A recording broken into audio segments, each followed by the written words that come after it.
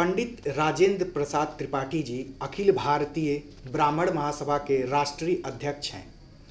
इस वक्त वो हमारे साथ हमारे स्टूडियो में मौजूद हैं। अध्यक्ष जी, आप यूपी के दौरे पर आए हुए हैं, तो ब्राह्मणों के सम्मान में क्या सिर्फ आप ही मैदान में उतरे हैं क्या? देखिए, अगर और कोई होता तो आज जिस तरह से ब्राह्मणों के हितों पर कुठाराघात, उनका उत्पीड़न, उनकी हत्या की जा रही है, तो कोई न कोई मुखर होकर के बोलता। लेकिन योगी सरकार में जिस तरह से ब्राह्मणों का उत्पीड़न किया जा रहा है, उनकी हत्याएं की जा रही हैं, प्रताड़ित किया जा रहा है, पूरे प्रदेश में कोई ऐसा नहीं है जो खुल करके ब्राह्मणों हितों की रक्षा में, ब्राह्मण के सम्मान में, उत्पीड़ित ब्राह्मणों के पक्ष में बोलने का कार्य कर रहा हो। अगर बोल रहा है तो अखिल भारतीय ब्राह्मण महासभा रा के कार्यकर्ता हर जिलों में जहां भी उत्पीड़न हो रहा है वहां पीड़ित ब्राह्मण परिवारों की लड़ाई लड़ने का कार्य कर रहे हैं। अच्छा, आजकल हल्ला है कि योगी बाबा जो हैं वो ब्राह्मण विरोधी हैं, तो आप भी गोरखपुर से आते हैं, इस पे आपकी क्या राय है? देखिए, जब से सरकार माननीय योगी आदित्यनाथ की उत्तर प्रदेश में आई है, तब से पूरा प्रदेश, चाहे वो ट्रांसफ़र पोस्टिंग हो, चाहे उत्पीड़न का मामला हो, चाहे हत्या का मामला हो, चाहे न्याय देने की बात हो, पूरे प्रदेश में ब्राह्मण अपने को असहाय, बेबस, लाचार महसूस कर रहा है और अपने को असुरक्षित और भयभीत की स्थिति में पा रहा है। ब्राह्मण न्याय से वंचित किया जा रहा है, बदले की भावना से ब्राह्मण के साथ उत्पीड़न हो रहा है और कार्यवाही हो रही है।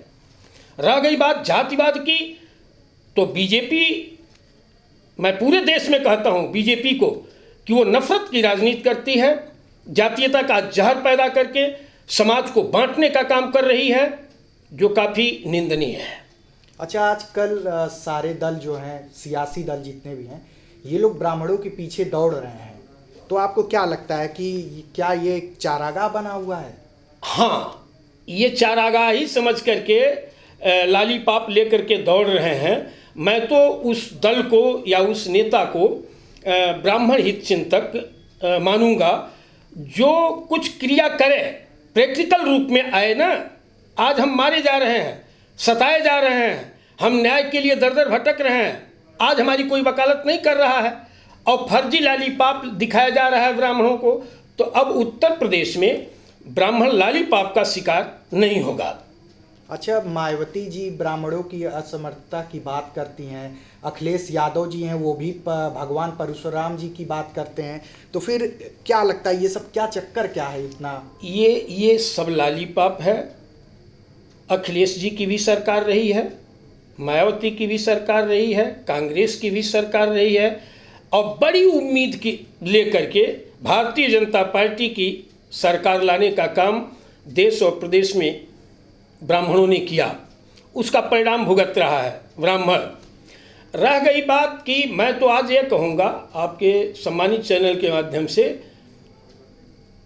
कि जो हालात उत्तर प्रदेश में 18% ब्राह्मणों की है, ऐसी बुरी हालात अब तक के किसी सरकार में नहीं रही है।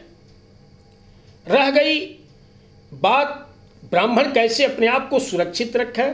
चूँकि 20 साल से मैं संगठन चला रहा हूँ, मैं स्वतंत्र हूँ, मैं किसी राजनीतिक दल के घुटने के नीचे काम करने वाला, उसके निर्देश में काम करने वाला या उसके पक्ष में दलाली करने का काम कभी नहीं किया है। ब्राह्मण हित की लड़ाई, वो भी ब्राह्मण के हित में ही राष्ट्र और समाज का हित सुरक्षित है। कारण कि ब्राह्मण वसुधैव कुटुंबकम सर्वे भवन्तु सुखिनः, विश्व का कल्याण हो, प्राणियों में सद्भावना हो, यह सिद्धांत देने वाला और इस सिद्धांत पर कार्य करने वाला ब्राह्मण होता है। ब्राह्मण सुरक्षित रहेगा तो राष्ट्र और समाज सुरक्षित रहेगा।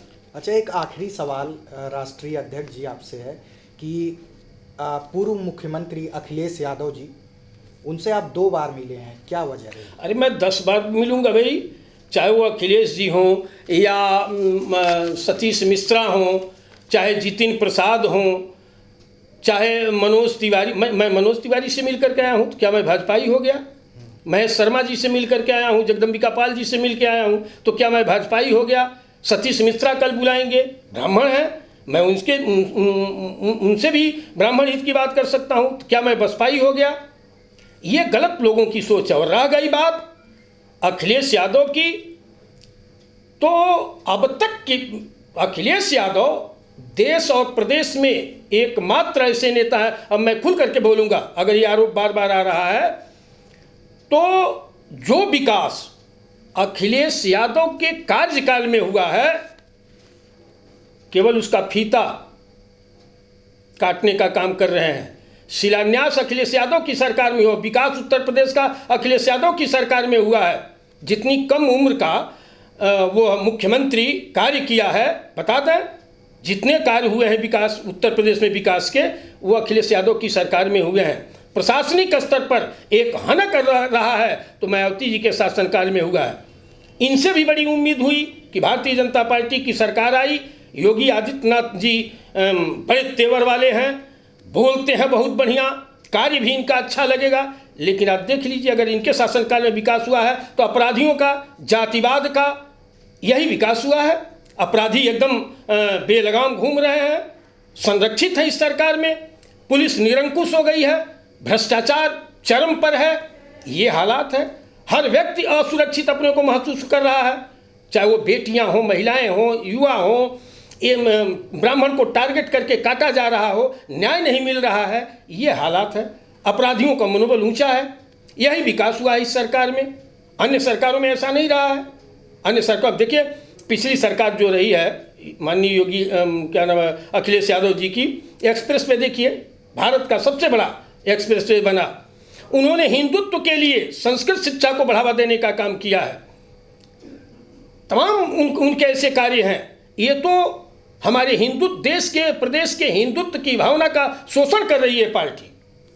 एक कार्य बता दें जो हिंदुत्व के लिए, ब्राह्मण हित के लिए किया हो। इस देश और प्रदेश के हिंदुओं ने बड़ी उम्मीद से कि हमारे सनातन की रक्षा होगी, हमारी रक्षा होगी, हिंदुत्व की रक्षा होगी, कहाँ हो रहा है। इनके सरकार में तो मुसलमान सुरक्षित हैं, हिंदुओं को बारूद के मुहाने पर ला करके खड़ा करके केवल नफरत पैदा करने का काम और आपसी तनाव पैदा करने का काम इन्होंने किया है। अब उसका लाभ लेकर के सरकार में आए और लाभ पहुंचा रहे हैं मुसलमानों को। एक मुस्लिम की टोपी हिला करके देख लिए होते, देख लें क्या हालात होती है। यहाँ जानवर की तरह ब्राह्मण काटे जा रहे हैं, न्याय उन्हें नहीं मिल रहा है। हम लोगों को संघर्ष, FIR नहीं हो रहा है। सिद्धार्थनगर में 24 साल के एक बच्चे की निर्मम हत्या कर दी गई, 6 दिन हो गया, 7 दिन हम लोग गए थे वहाँ, FIR तक नहीं किया गया। वहाँ का कोतवाल कहता है कि जो इच्छा ले आप लोग जा करके करिए। ये हालत है योगी की पुलिस की। तो फिर इस पे एक सवाल बनता है, अभी हमने आपसे ये कहा था कि लास्ट क्वेश्चन है, जब आपने इतनी बातों को लेके बताया, सारी बातें आपकी समझ में आई, बात ये होता है कि प्रियंका गांधी, राहुल गांधी ये तो असली ब्राह्मण वंशावली से आते हैं, तो फिर क्या लगता है, तो ब्राह्मणों को क्या अपने घर वापस लौट जाना चाहिए? नहीं, वो घर वापसी अगर के लायक कार्य करें तो होना चाहिए, लेकिन केवल वापसी बिना शर्त नहीं जाएगा ब्राह्मण ना। क्यों नहीं, कोई हो, चाहे वो प्रियंका जी हों, चाहे मायावती जी हों, चाहे सपा के लोग हों, चाहे भाजपा के लोग हों। आज ब्राह्मण प्रताड़ित हो रहा है तो उसके पक्ष में न्याय दिलाने की बात क्यों नहीं करते? कांग्रेस को करना चाहिए। कांग्रेस का कोर बैंक, वोट बैंक रहा है ब्राह्मण। केवल वोट चाहिए कांग्रेस को या किसी पार्टी को। क्या उसके सुख दुख में खड़ा नहीं होंगे, उसकी वकालत नहीं करेंगे? निश्चित रूप से अगर वकालत करेंगे तो वापसी कर सकता है ब्राह्मण। लेकिन अब ब्राह्मण कहीं जाएगा तो अपनी शर्तों के आधार पर जाएगा। बिना शर्त के उत्तर प्रदेश का 18% ब्राह्मण नहीं जाएगा, और 18% ब्राह्मण उत्तर प्रदेश का जिधर जाएगा उसी की यूपी में सरकार बनेगी। आज मैं स्पष्ट रूप से कह दे रहा हूँ। आकलन क्या कहता है फिर इन चीज़ों को लेके? क्या आकलन रहेगा आपका कि प्रियंका गांधी जी, राहुल गांधी जी, या इन लोगों को देख के फिर बात तो वही हो गई ना? नहीं, चेहरे से और जात पर वोट किसी को नहीं मिलेगा, उसके लिए कार्य करना पड़ेगा। ये तो फिर काम कर रहे हैं लोग यूपी में। जितने आप देख रहे हैं, चाहे वो रेप के मामले हो या फिर कहीं पे भी कोई भ्रष्टाचार का मामला हो, तो हर जिले में 75 जिलों में प्रियंका गांधी जी के नेतृत्व में एक टीम बनाई गई और लोग जा रहे हैं, बराबर दौरा कर रहे हैं और पीड़ित से भी मिल रहे हैं, तो फिर क्या लगता है आपको? कितनी घटनाओं में प्रियंका जी के नेतृत्व में, चाहे योगी आदित्यनाथ के नेतृत्व में, चाहे मायावती के नेतृत्व में, पीड़ित ब्राह्मणों के घर जाकर के न्याय दिलाने का इन लोगों ने काम किया। रोज तो हत्याएं हो रही हैं, कहाँ ये लोग जा रहे हैं? या सदन में कोई पार्टी क्यों नहीं आवाज़ उठाती कि बदले की भावना से उत्तर प्रदेश में ब्राह्मणों का उत्पीड़न किया जा रहा है? एक महिला, प्रियंका जी, आपके सम्मानित चैनल के माध्यम से मैं उनसे निवेदन करूंगा कि खुशी दुबे जो नाबालिग लड़की है, कानपुर कांड में जेल में बंद है, अभी 16 साल उम्र की लड़की है और निरपराध जेल में बंद है, खून की उल्टियां हो रही हैं, कौन दिलाएगा उसको न्याय? ये महिला है, महिला असुरक्षित है, जिंदा मारी जा रही है जेल में। उसके घर क्यों नहीं गई? उसके माता पिता से क्यों नहीं मिलने गई? मिलना चाहिए, एक अच्छा संदेश जाता पीड़ित ब्राह्मण को न्याय दिलाने के लिए। क्या ब्राह्मण होने के नाते उसको न्याय नहीं मिलेगा? कौन लड़ा है?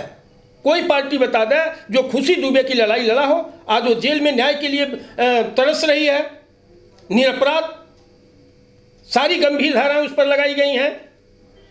तो देखिए, जब आप किसी के कष्ट में या उसके हितों की वकालत करेंगे, कष्ट में जाएंगे, मिलेंगे, निश्चित रूप से वो आपके प्रति कृतज्ञता व्यक्त करेगा। सिर्फ जात के नाम पर 2022 में वोट कतई नहीं मिलेगा और उत्तर प्रदेश का ब्राह्मण संगठित होकर के ब्राह्मण द्रोही ताकतों को उचित जवाब देगा। तो 2022 में आपका संगठन क्या करने जा रहा है? 2022 में हमारा खुला नारा है कि जो ब्राह्मण हित में काम करेगा वही देश पर राज करेगा, उसी से मेरा साथ रहेगा। सशर्त मतदान उत्तर प्रदेश का ब्राह्मण अपनी शर्तों के आधार पर किसी के साथ जाएगा।